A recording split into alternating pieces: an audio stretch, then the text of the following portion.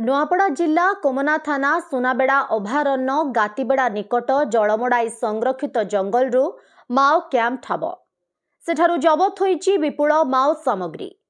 जलमड़ाई संरक्षित जंगल रे माओवादी माने कैंप करी सुरक्षा बाहिनी उपरे कौनसी एक बड़ अघटन पाई योजना करथुले।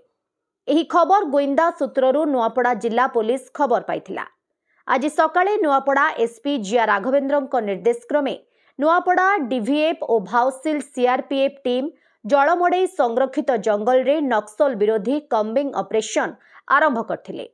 आज पूर्वाह्न जवान कम्बिंग ऑपरेशन खबर पाई माओवादी माने छत्रभंग देथिले। सेठारे जवान माने सर्च ऑपरेशन करी एक माओ कैंप ठाब करिसंती। एही माओ कैंपरू चाउल डाली लुण और अन्य माओ सामग्री जबत होईची।